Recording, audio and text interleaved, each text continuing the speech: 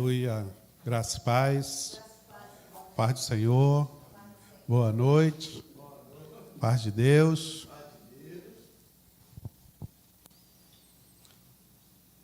Falar para quem está perto e longe de você. A palavra hoje é dar. Essa é a chave. Isaías, capítulo 61.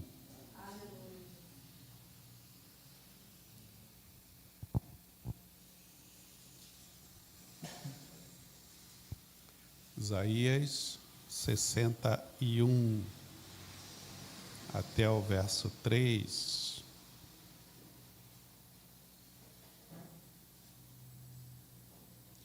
Isaías 1 até 3.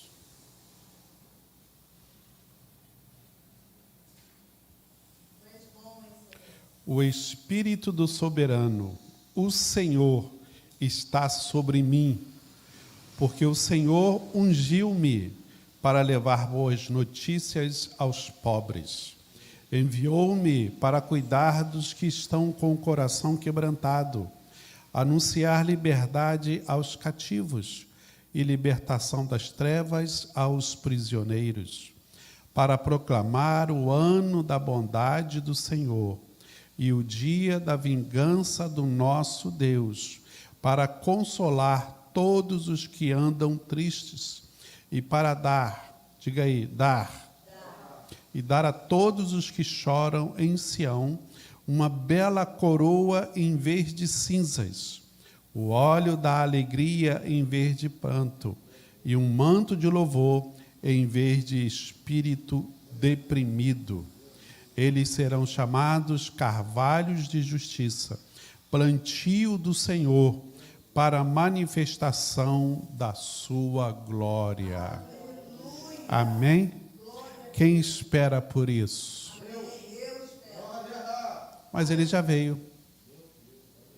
Está falando aqui do Messias, ele já veio. Basta saber se você está andando com ele. Ele vai vir, é verdade, pela segunda vez. Mas vai vir. Isso aqui já aconteceu.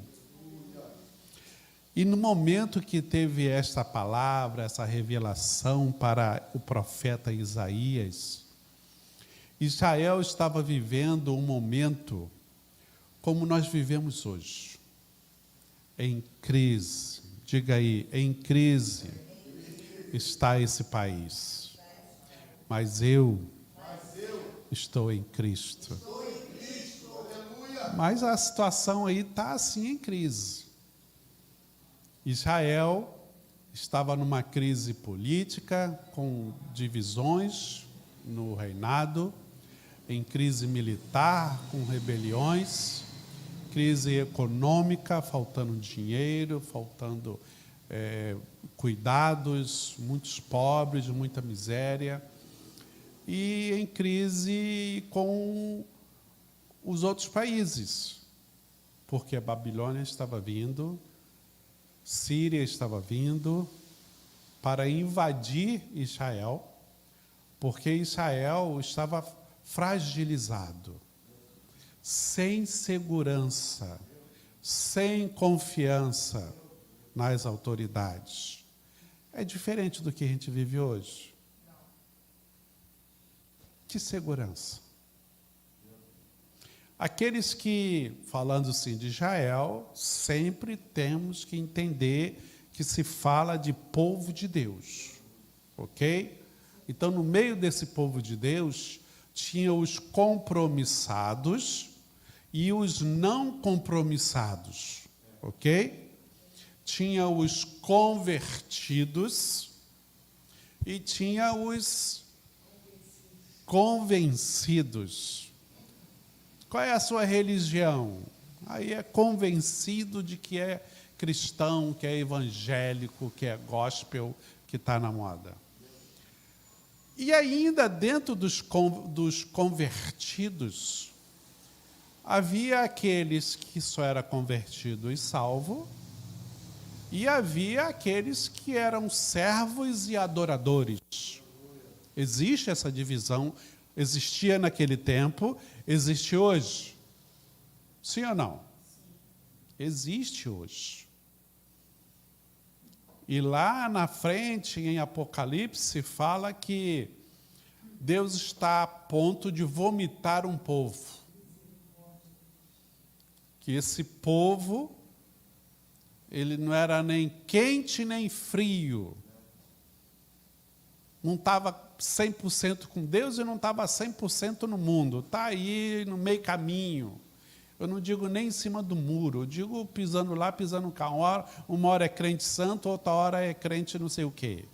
Então, assim estavam eles também, porque dentro de Israel, o povo de Deus tinha sacerdotes cumprindo seus deveres e sacerdotes se vendendo na corrupção, ou para não morrer, porque se desagradasse alguma autoridade, o sacerdote morria. Ainda mais os discípulos que seguiam ali, os seus mestres. Então, tudo isso estava acontecendo naquele tempo e a desolação era muito grande. Então, Isaías foi levantado como profeta nesse período.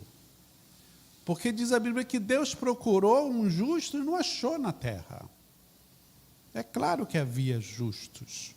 Mas naquele momento, para aquela missão, para aquela atuação, estava difícil Deus achar. Eu quero saber se tem alguém aqui se colocando assim, eis-me aqui. Pelo menos se colocando. Né? Pelo menos isso, pelo menos a boa vontade, pelo menos a disposição, né? de querer fazer alguma coisa pelo reino.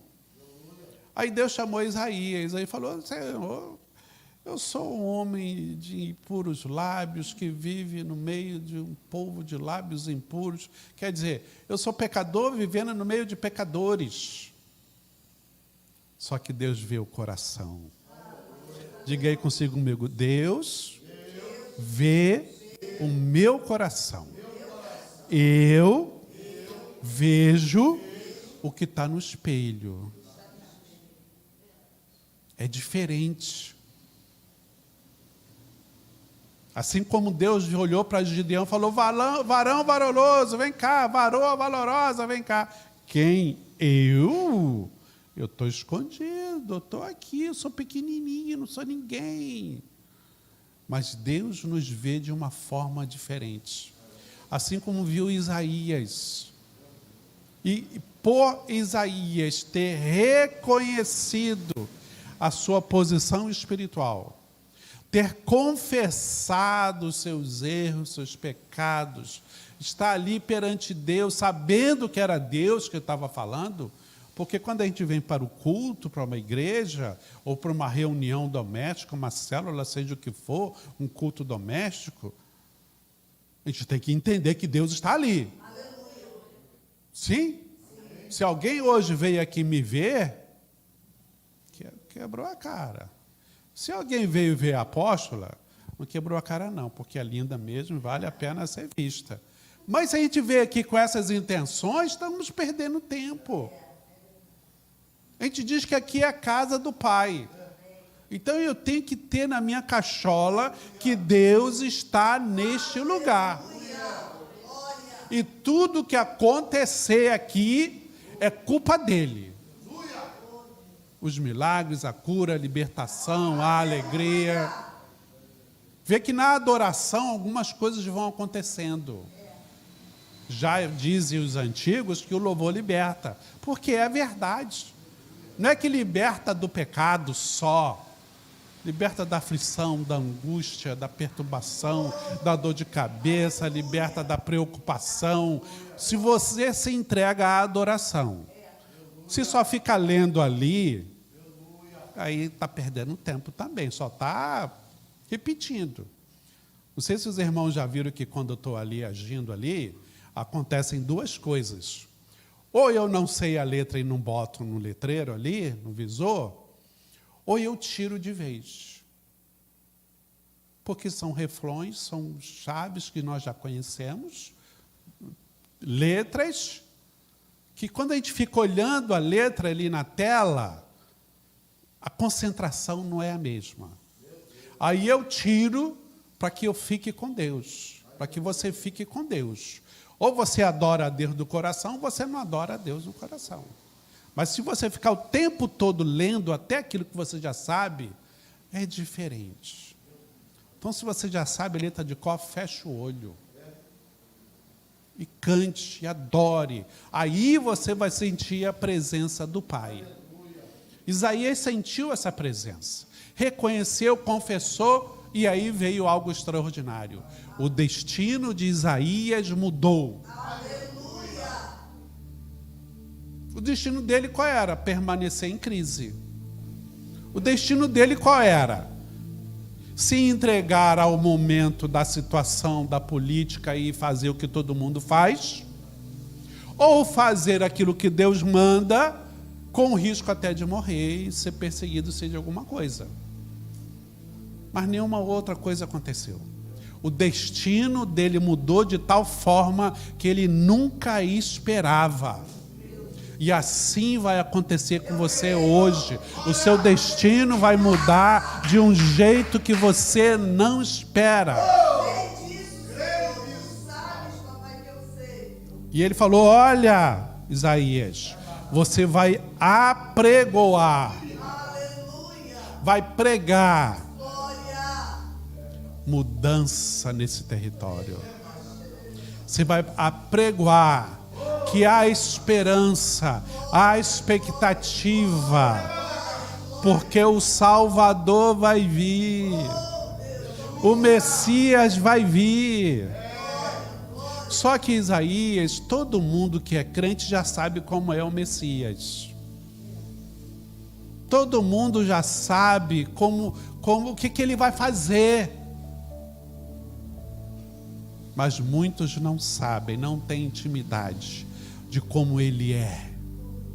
Quais são as características dele? Qual é a essência dele? E qual é a essência do povo? Então o livro de Isaías vai pulando assim, mostrando os erros de Israel e mostrando o contrário. A solução para a crise de Israel nas características de Cristo, nas características do Messias. E é o que o nosso Rio de Janeiro precisa. É o que o Canadá precisa, que pode estar nos vendo. É o que a Europa precisa, que pode estar nos vendo. A Argentina também, Paraguai. Argentina e Paraguai pode estar nos vendo. São Paulo pode estar nos vendo.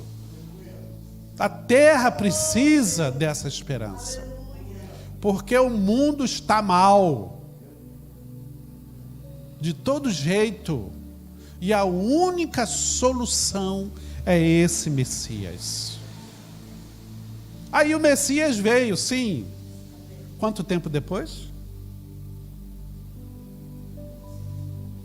Aí eu estava na célula ontem falando sobre Salmo 40, esperar pacientemente. Porque Isaías apregoou e não aconteceu. Não veio. Mas os que esperam no Senhor, espera no Senhor. 700 anos depois desta palavra é que o Messias veio.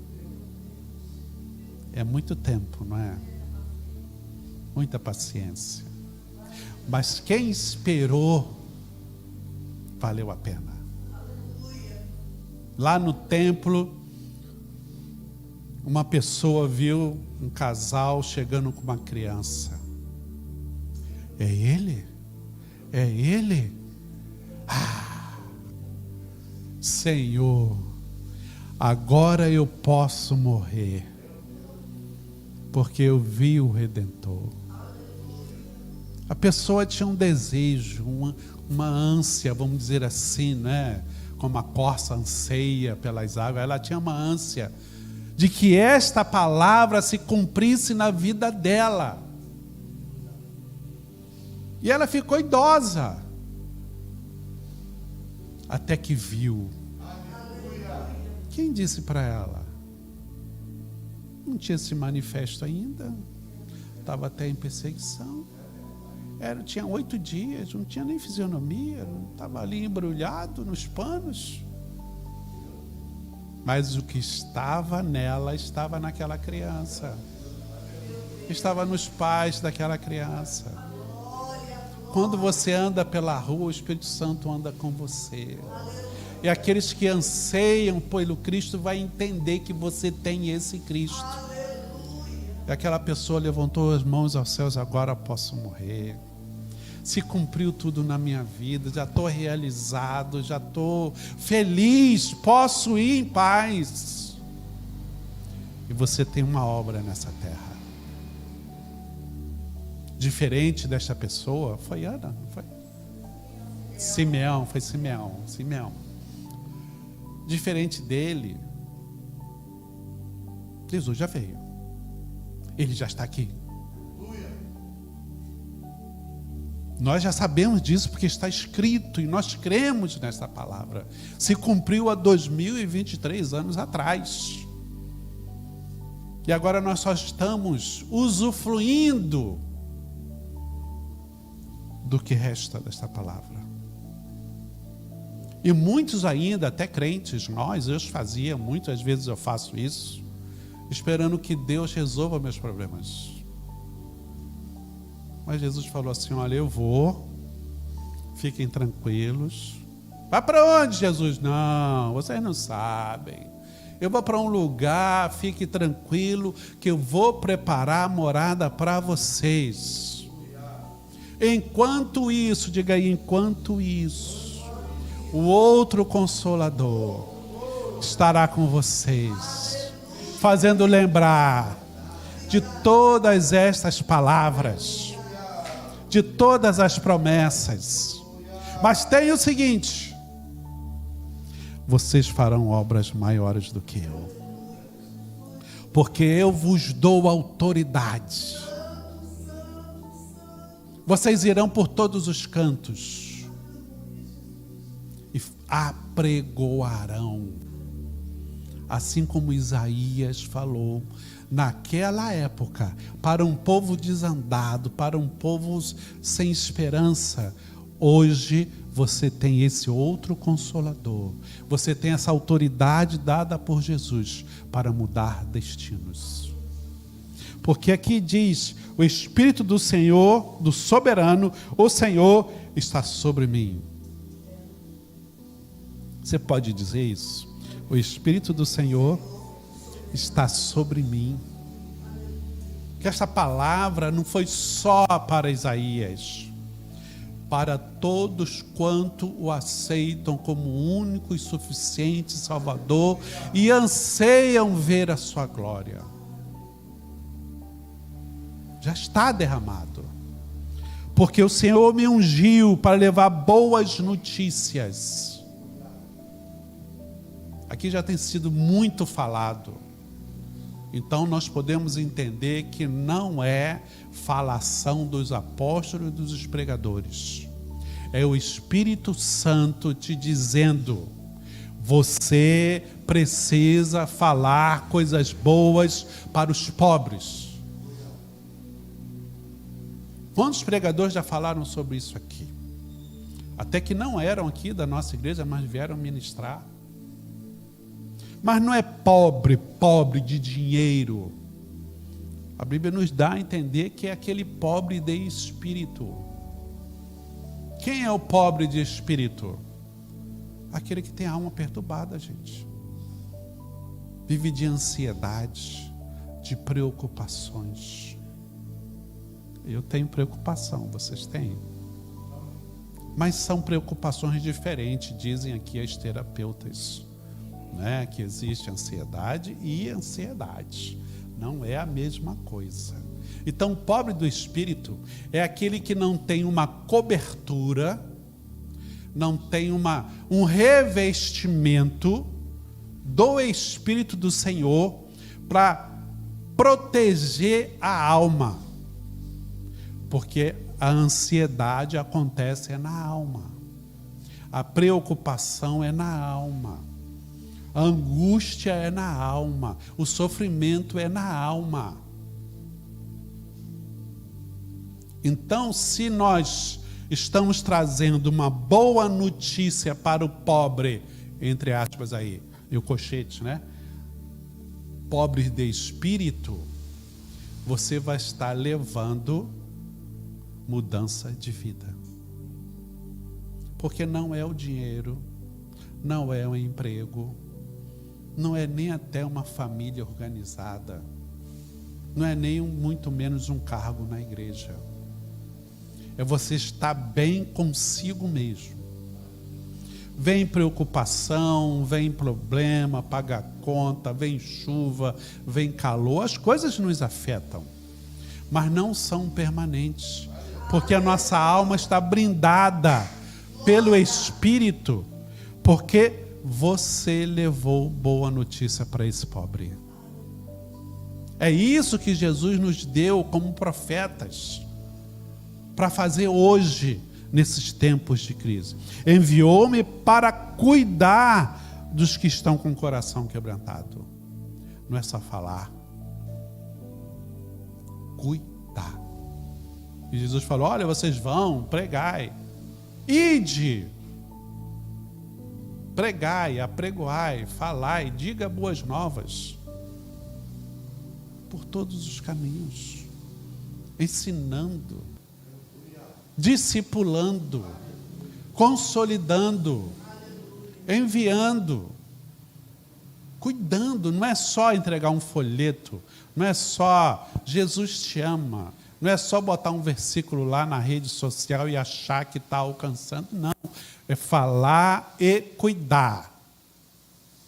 Cuidar. Aí continua dizendo, anunciar a liberdade aos cativos é libertação das trevas. É justamente isso. O que torna cativo, o que fica cativo é a alma, não é o espírito. O nosso espírito, ele está forte ou está fraco. Mas ele não está preso. Porque o espírito está ligado com Deus. Mas se ele estiver forte, ele nos brinda a nossa alma. Mas se ele estiver fraco, vai vir flecha, vai vir seta, vai vir influência, vai vir palavra negativa, vai vir fofoca, vai vir briga, vai vir discussão e passa sem proteção nenhuma e alcança o nosso coração. E aí diz que nós vamos proclamar, levar boas notícias aos pobres para proclamar o ano da bondade do Senhor e o dia da vingança do nosso Deus. Opa, vingança? Por que vingança? Porque Deus julga os justos. Não julga para condenar, julga para abençoar. Porque por causa da misericórdia do Senhor, não somos consumidos. E é pela graça dele que nós somos alcançados pelas bênçãos. Então, a vingança dele vai vir contra nós. Quando ele nos protege, ele começa com a defesa. Mas quando a defesa não está resolvendo, pastor, ele parte para o ataque. Parte para o ataque. Primeiro a gente ora, Senhor, me livra, me guarda, me protege, e Deus está ali para Deus. Mas, às vezes, a afronta vem tão grande, a luta vem tão grande, que a gente parte para o ataque. A oração, o jejum, o culto, a leitura da palavra, tudo isso é ataque. Uma vida de santidade, uma vida de um crente consciente, isso é ataque contra os nossos inimigos. E o que acontece? Eles vão embora. Vão embora. E aí o 3 diz, e dar, diga aí, dar. A todos os que choram. Olha que coisa boa. Quem é que pode dar alguma coisa? Quem é que pode dar alguma coisa? Quem tem.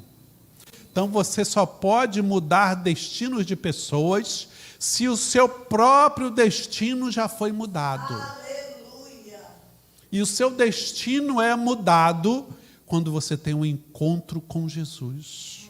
Quando você confessa, quando você deixa, quando você reconhece, a unção dele vem de tal forma sobre você que você fica diferente. E essa diferença você vai levar para os outros. Você vai falar de coisas boas Porque você tem coisas boas para contar. Ah, mas como é que pode ter coisa boa nesse dia tão horrível? Às vezes não precisa nem procurar. Mas se não veio na minha cachola, eu vou procurar. Porque no meu dia eu vou encontrar uma coisa boa. Vou encontrar. É que às vezes eu já falei muito sobre isso, eu vou repetir, nós precisamos de uma coisa que nós achamos que vai resolver o nosso problema. E enquanto essa coisa não acontece, eu não consigo ver as outras.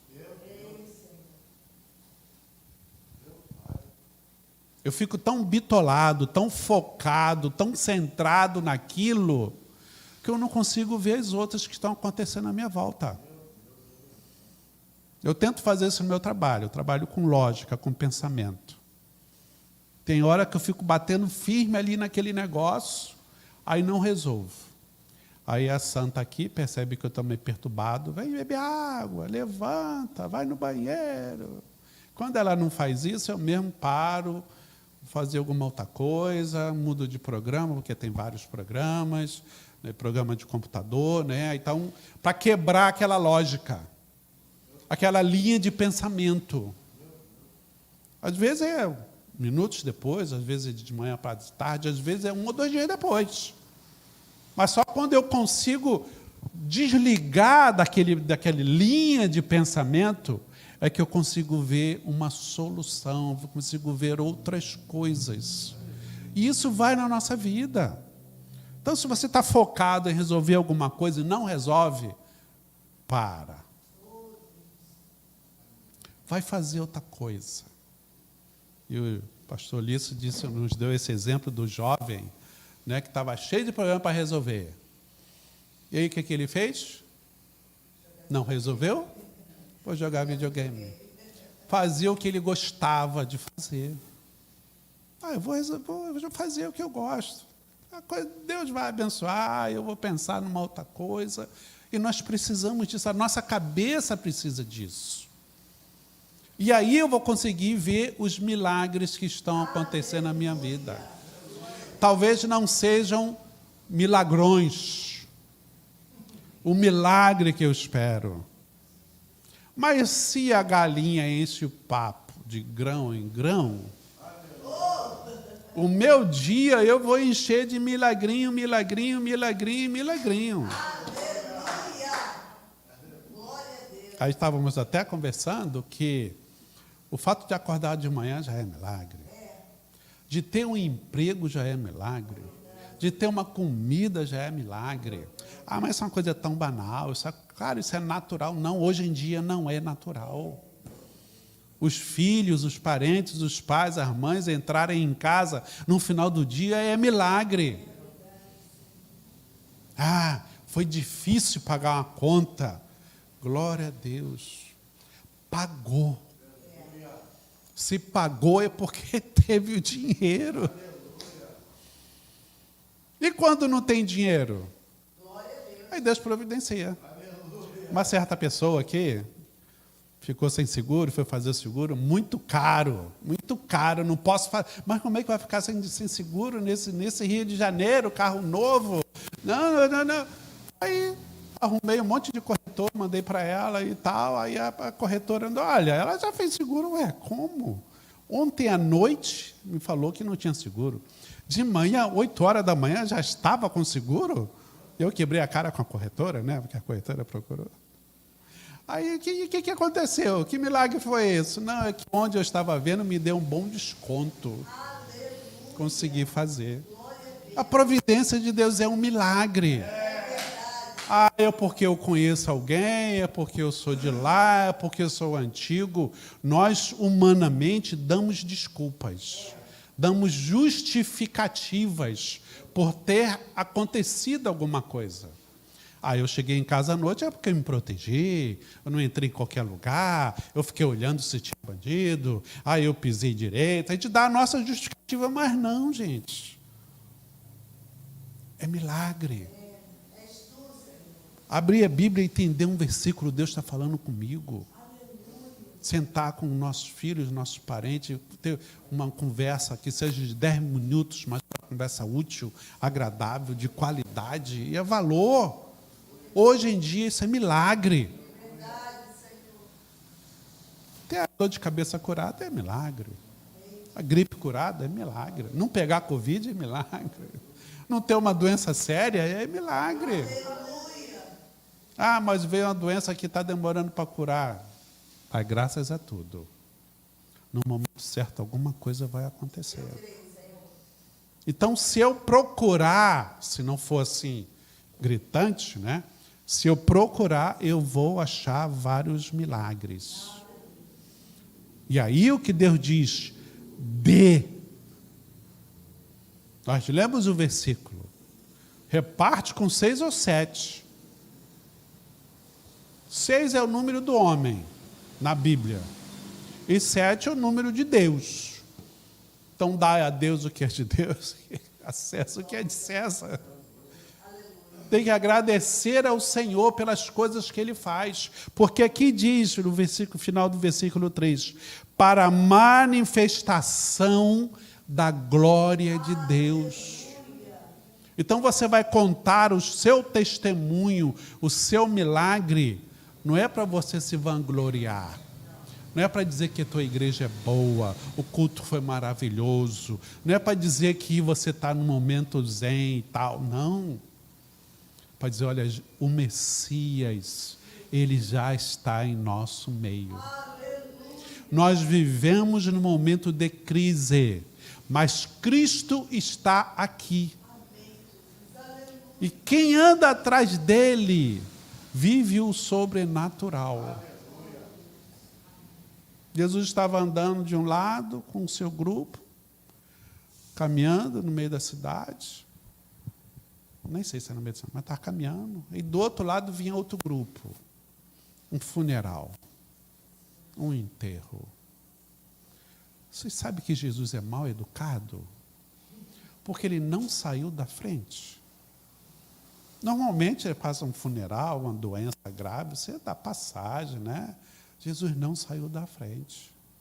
Os dois grupos se encontraram e parou. O que está acontecendo? Ô, Jesus, pô, além de ser mal educado, você é meio cego, né? Está chorando, único filho, está vendo tristeza. A morte está aí, mas a vida está aqui. A vida está aqui. Acabou o funeral. Os coveiros deviam estar meio bronqueados, porque não receberam aquele dinheiro. Houve cura. Numa outra situação parecida, falaram, olha, morreu. Vamos lá. Onde está a menina? Está ali. Todo mundo chorando. Não, ela não morreu não. Está dormindo. Aí eles devem ter achado que Jesus estava zombando. Mal educado e zombador. Por acaso, a gente não sabe distinguir a morte? Naquele tempo tinham planteadores oficiais.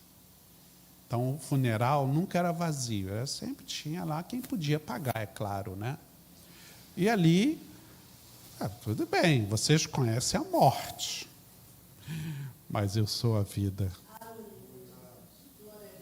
Manda sair todo mundo. Então, no ambiente que você chegar, não deixa ficar a morte. Espanta a morte, as trevas, o choro, contando coisas boas que Jesus fez na sua vida. Mostrando que há vida. Bota para fora todo mundo, só fica a família, só fica quem está interessado. Então, fica a dica. Se você for falar de Jesus, não fale no meio de multidão. Chama a pessoa num cantinho, na primeira oportunidade, hora do cafezinho no trabalho, hora que o vizinho está varrendo ali o chão, ele está sozinho. festa de parente, de família, mas pega alguém num cantinho, porque se for falar no meio da multidão, não vai prestar, não. E ali saiu todo mundo, ficou a sua família.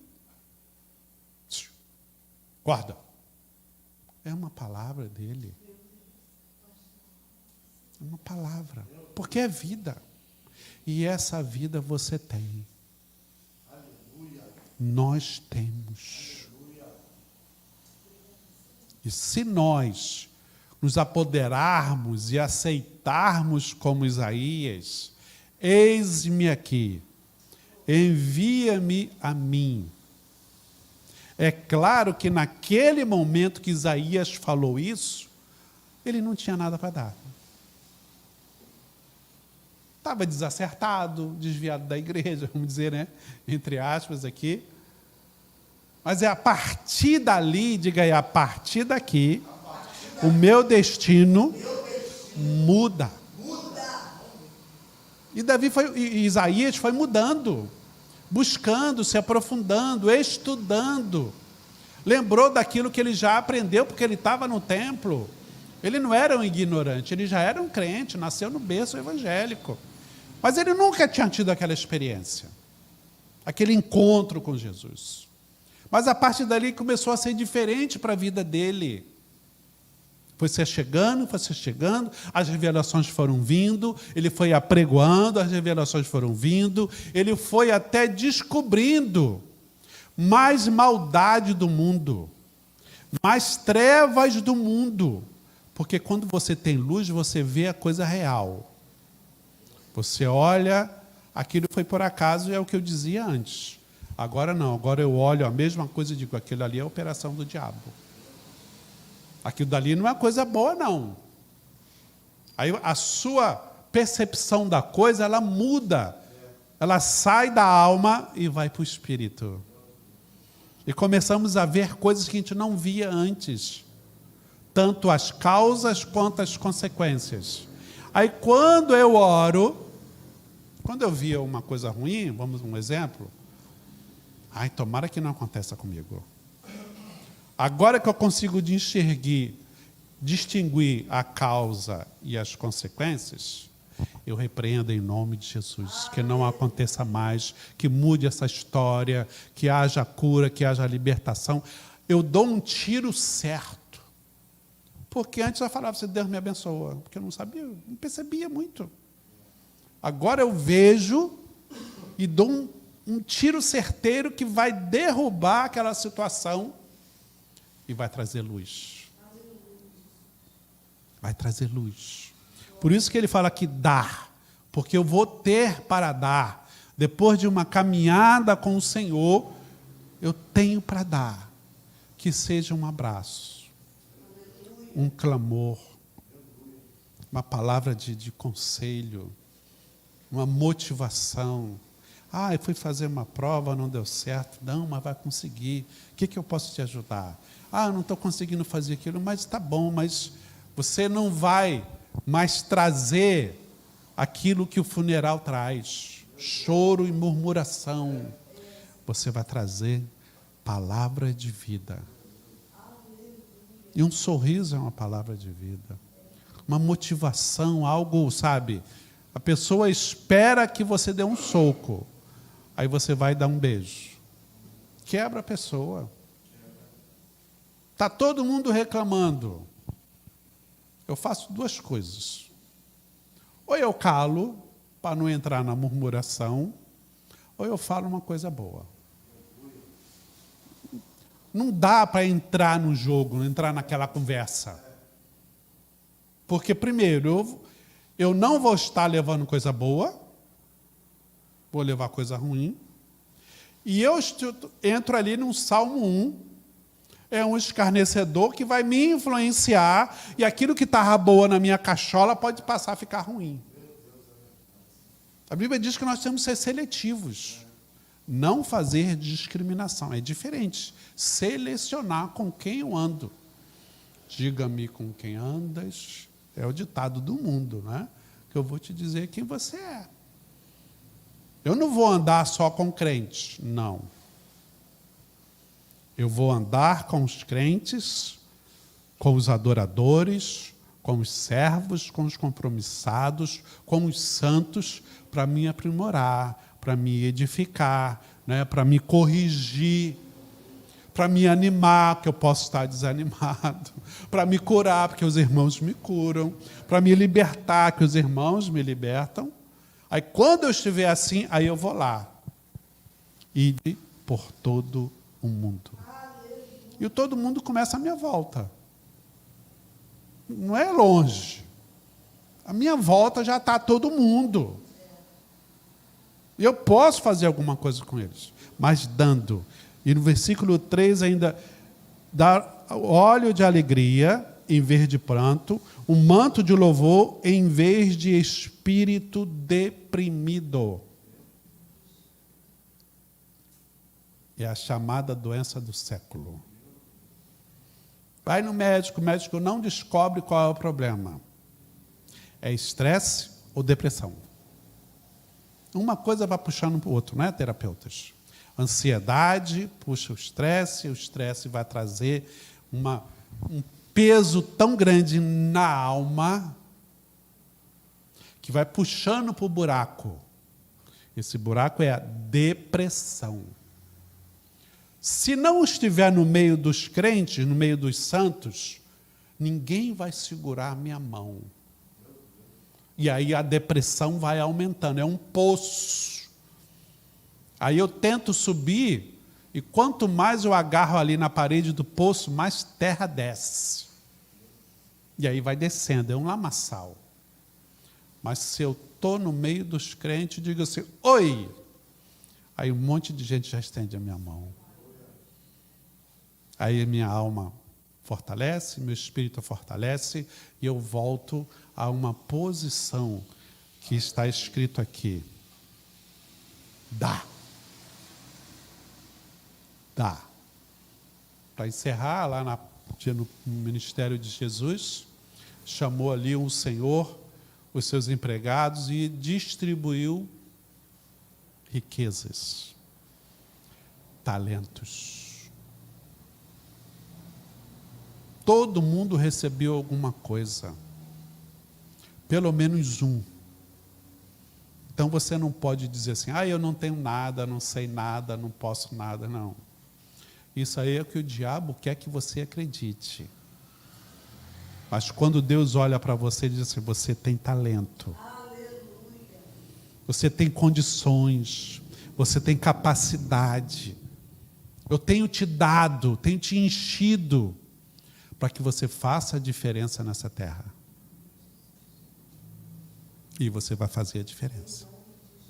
Eu não sei fazer sozinho, junta com alguém. Porque o Senhor falou, você enterrou?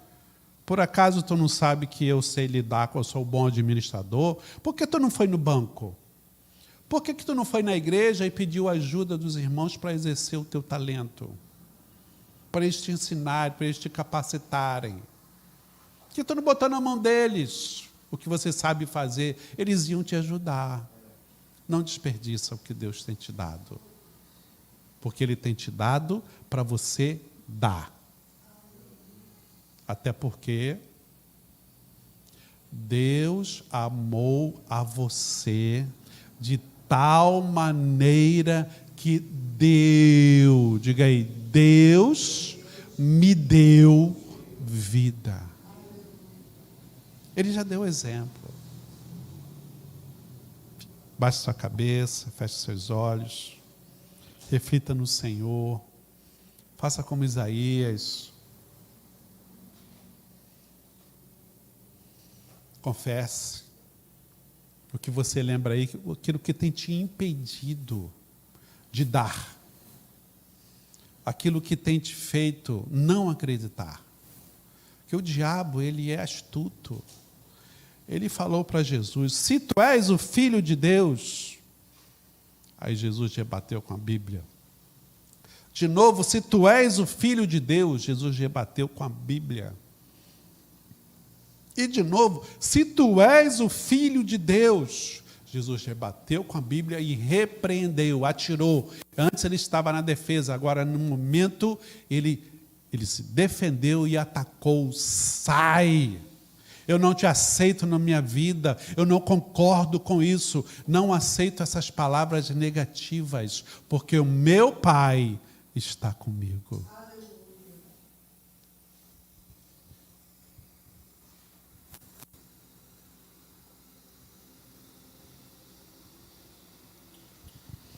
Pai querido, abençoa os teus filhos, que venha a cobertura do sangue de Jesus.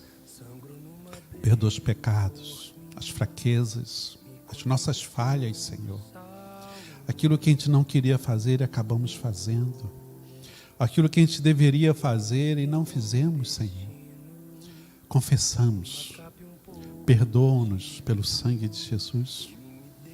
Mas nós dizemos, Senhor, eis-nos aqui, envia-nos, porque Tu já tens nos enchido, Tu já tens nos dado muita coisa, mas que nós tenhamos, os Teus filhos tenham a coragem e a ousadia de dar, de distribuir, de compartilhar, Senhor, para todo o mundo à sua volta, as boas coisas, as boas palavras, as boas notícias que Tu tens nos dado.